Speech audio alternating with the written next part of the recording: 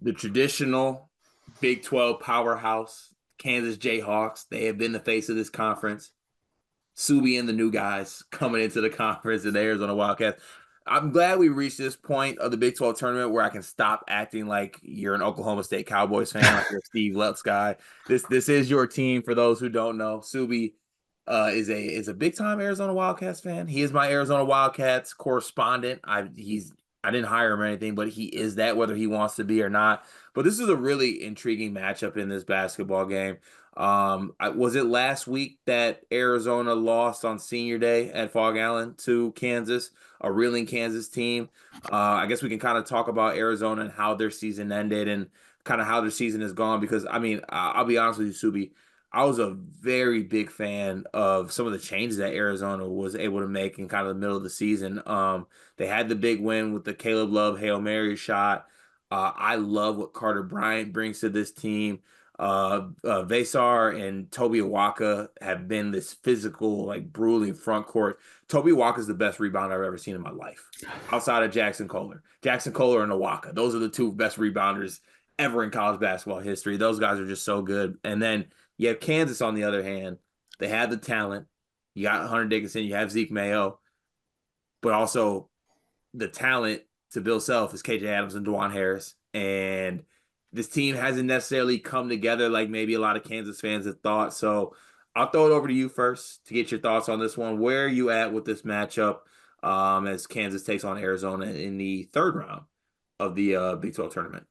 Exciting matchup for sure. And I think what adds to that is the fact that they just met, like you mentioned a week ago. So the big thing that I'm looking at for Arizona is, can they defend? For the love of God, can you defend? If they have been on an absolute precipitous fall, Carter, in every defensive metric you can say, and everyone wants to say like, oh, those are just the metrics. My 8-month-old could see that. Like, it just, why, if I plopped him in front of the TV, his first words would be like, Arizona's defense is butt cheeks, Dad. That's, I think those would be his. They're terrible, man. They can't defend the perimeter. They can't defend the interior. They gave up 100 to a hobbled Arizona State team. The question is, can Arizona defend in this game? And so last time out, Hunter Dickinson had his way. He had probably his best game of the entire season, potentially best game in a Jayhawks uniform. I don't know, but he was a incredibly efficient, scored in the 30s, rebounded really well. I mean, everything was just super easy for him. So the question is, can Arizona defend? And then I think from an offense perspective, I've never really bought into Tommy Lloyd's half court offense. I don't think that's necessarily going to get fixed. They cannot shoot the three this year, which has not been the case the last couple of seasons, but they unequivocally cannot shoot the three ball, but yet they're still in games, right? They still muster enough offense through fast breaks, through transition offense, Jaden Bradley getting to his spots, Caleb Love going for 20 or so.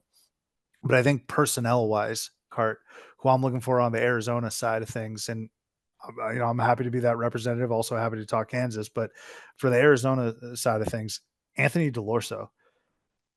It's not even that he's missing shots, Cart, and he's been brought here to score and be a shooter. He cannot defend, but he can shoot Yeah.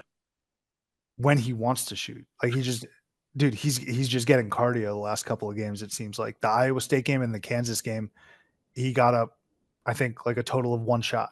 And that's just inexcusable from a starter. So those are some of the keys I'm looking forward to. First and foremost, Arizona needs to defend. Second of all, what's that half court offense going to look like? I'm not super bullish on it. But third, Anthony Delorso has to be unlocked. Yeah. And look, when you are a player of Del Orso's mold, it is a travesty for you not to shoot because you're already hurting the team on the other end and with the other kind of areas of basketball. You need to get up attempts. It's one of the things that to relate it to Big 12 or not Big 12, Big 10 land. I get frustrated if I'm a Purdue fan if I see Fletcher Lawyer pump faking and passing up shots. My brother, you are there to shoot. They brought you in to shoot. They brought you in to be a guy that can knock down shots. Don't act like Nick Timberlake. That's the one thing I can bring up since they are playing Kansas. Don't do that. But I do think they are going to have to be able to knock down some shots in this game. Like, obviously, metrically, I look at it and it's like Kansas is this good defensive team. And like, you look at the personnel, it's like Dwan Harris is like a point of attack defender.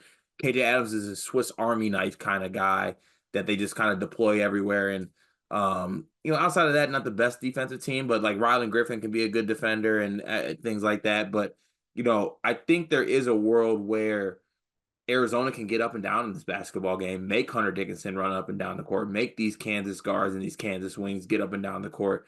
Because one thing Arizona always has an advantage to, in my eyes, is, and it gets overlooked, is they have just like this athleticism energy about them. Like KJ Lewis is a menace.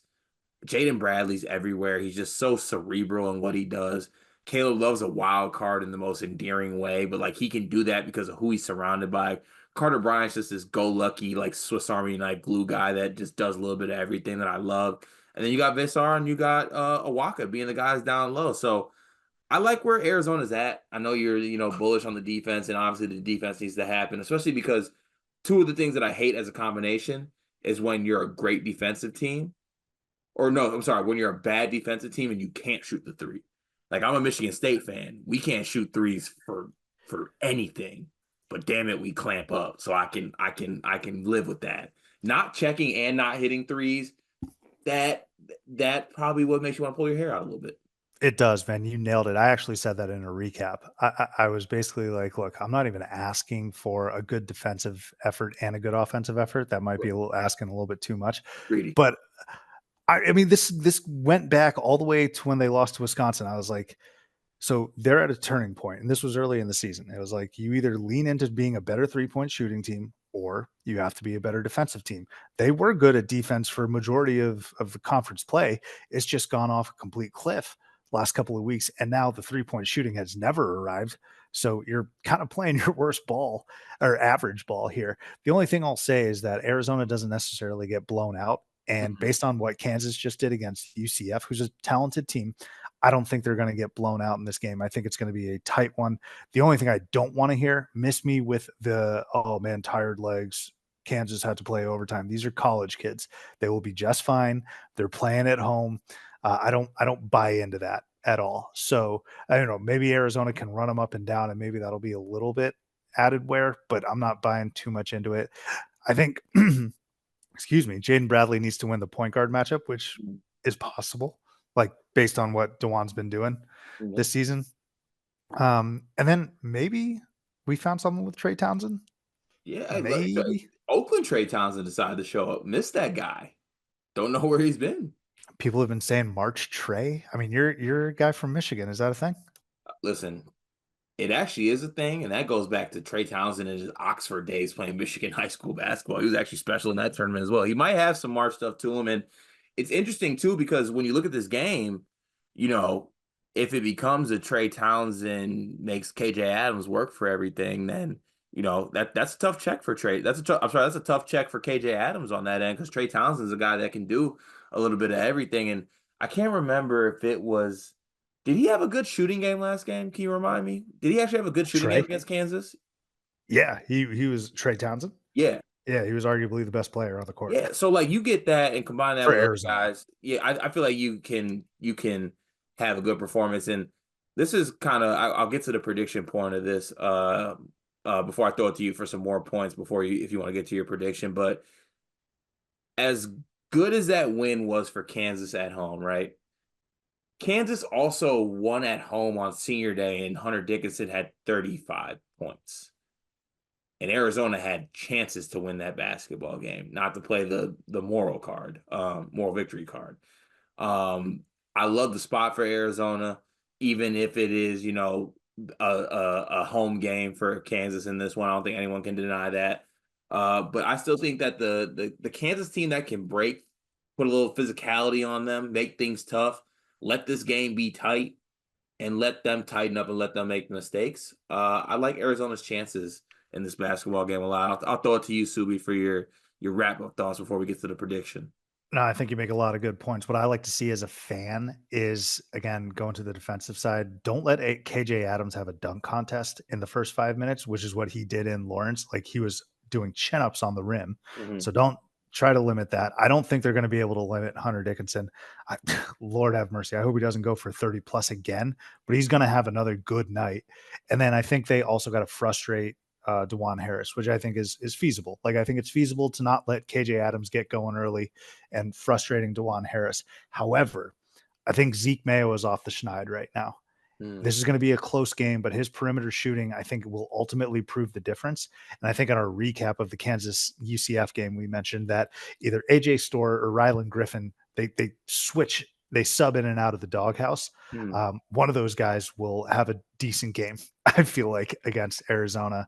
Arizona is going to be competitive. I just don't believe in how they're playing right now, Cart. Like it seems like they're limping into the tournament, and then we'll see what happens when they get in. But this seems like a spot where maybe Kansas captures that momentum that they had against UCF and they eke out another win and they go to the semis. So I'm going to take Kansas, I'll say 75-70. 75-70. Okay. KenPom has this as Arizona's a 1-point favorite winning this game 76-75. I think I love that. I do think it's going to be a close game. I'm going to go Arizona win this game 80-78. Hey, man, 80-78. Caleb Love game winner. I promise you I'm not in the reverse jinx business. I think that's weak. I genuinely think Kansas is going to win this game, but I have plans Friday night. Like I have social plans already Friday night, thanks to my wife. But it would not shock me at all if I have to. I mean, I'm going to watch the game, but I'm going to be that guest that's going to be like, "Hey, thanks for having me over. Turn on ESPN so I can watch Arizona in the semis." Yeah, thank you for inviting me over. That's a nice TV you got. You got ESPN TV? Yeah, go ahead and flip that on. But in any form, whatever the result may be, Subi's coming back. I don't care if Arizona loses. He's coming back. He promised me he would. I will help him through it if they lose this game. It's okay. We're focused on March, the real March anyway. Hey, let me really quickly say you've grown. You're not gaslighting me anymore. Listen, With I my didn't Arizona gaslight you takes. the first time. I thought y'all could handle Chase Hunter and Clemson. That's on y'all. I got nothing for that. Blame Deja Kelly, okay? But we left that in the past. We will have the recap up here on the Sleepers Media YouTube channel for all Big 12 tournament games. So be sure to tap in. Subi and I got y'all covered. We will catch y'all on the recap.